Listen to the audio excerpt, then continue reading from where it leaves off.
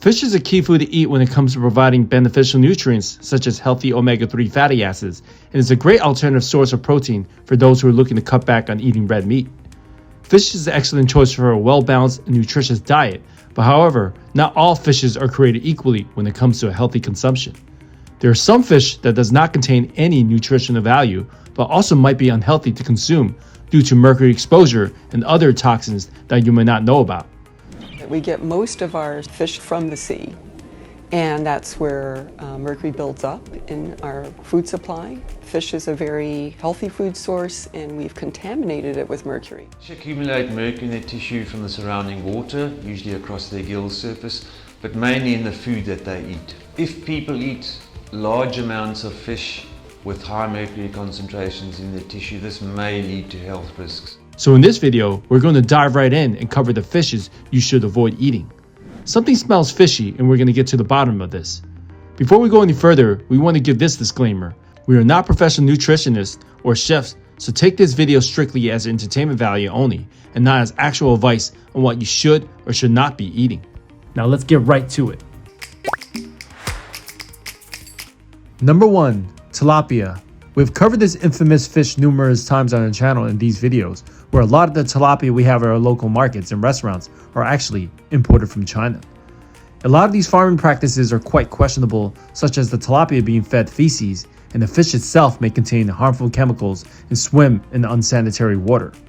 We have already covered it on one of our most popular videos on our channel, so make sure to watch it if you want further information.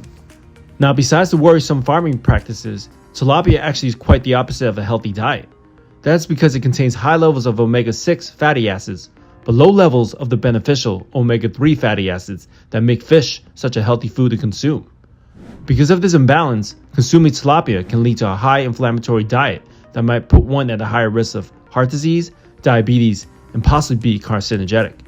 The scary thing is, despite all this, tilapia is still one of the world's most widely consumed fish.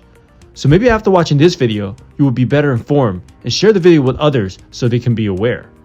Next time you choose to add fish to your dinner plate, you might want to skip on the tilapia. The Deputy Minister notes that the virus would have been detected and dealt with much earlier had there been cause for alarm. The world's most important fish for human consumption.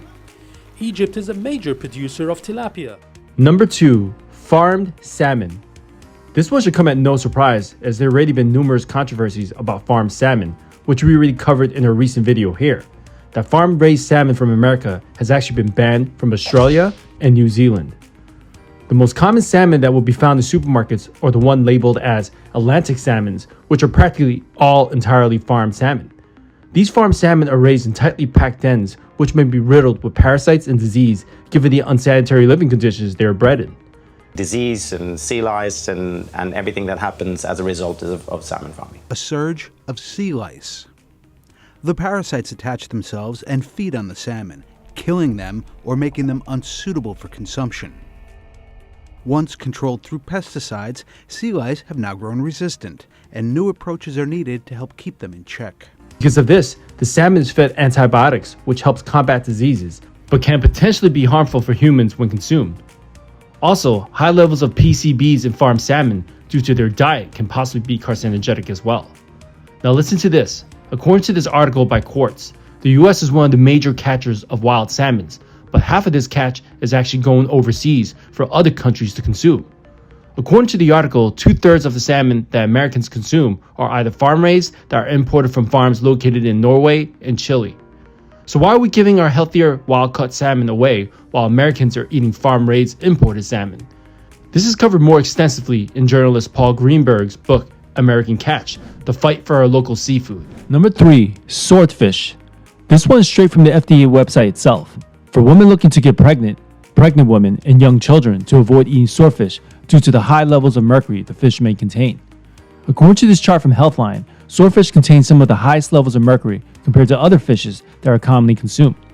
While eating a swordfish occasionally may not necessarily show health effects immediately, long-term and frequent consumption of this fish high mercury levels can accumulate over time, causing the kidneys to work harder, trying to remove the mercury from the body.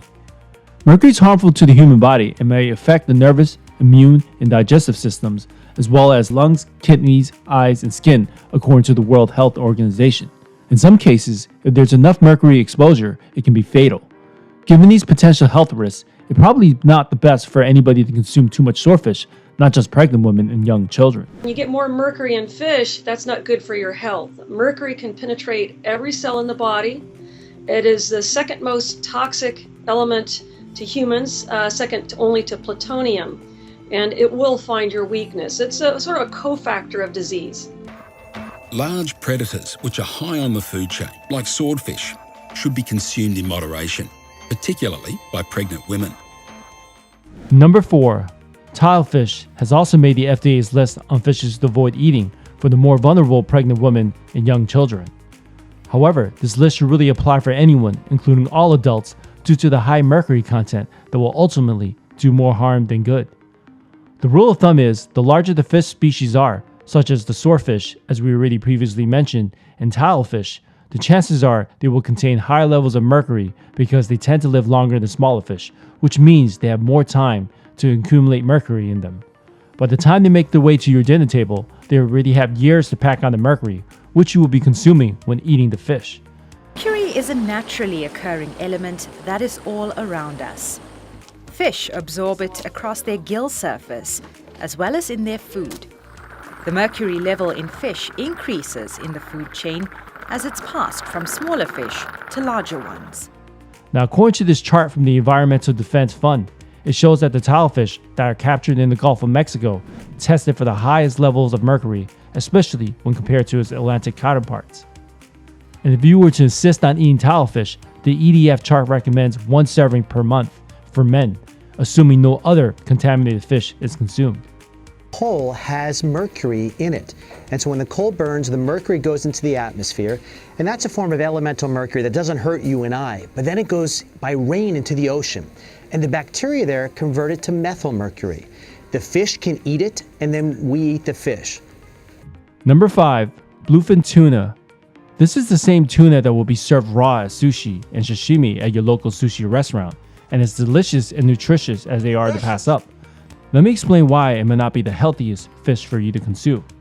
According to this chart provided by the Environmental Defense Fund, bluefin tuna is regarded as the worst species of tuna to eat, as its mercury levels land in the elevated rating. Same as the previous two fishes, the swordfish and the tilefish, bluefin tuna is high in mercury due to them being a larger fish species with a longer lifespan. Bluefish tuna is also a predator fish that can measure up to 12 feet in length and feeds off of smaller fishes, thus accumulating even more mercury over time before it makes its way to your plate. Bigger and higher in mercury include tuna, especially the bigger tuna that's included in tuna steak or tuna sushi. Consuming tuna raw can also cause even more health concerns, according to this article by Healthline. A study conducted on bluefin tuna captured in the Pacific Ocean by the waters of Japan, up to 64% were found to be infected with parasites that can cause diarrhea. If this wasn't enough for you to think twice about consuming this fish, bluefin tuna is also an endangered species with declining populations due to overfishing to fulfill the world's popular demand for high-end sushi markets. Tuna prices in Japan have doubled in recent years. Demand is surging, but the fish population isn't. The Worldwide Fund for Nature says the species could be wiped out in the Mediterranean by next year. Let us know if you'd like to see another similar video covering the fishes that are healthier for consumption. Please give the video a thumbs up, subscribe, and share the video with other fish lovers. Until then, stay informed and Genius Tomato out.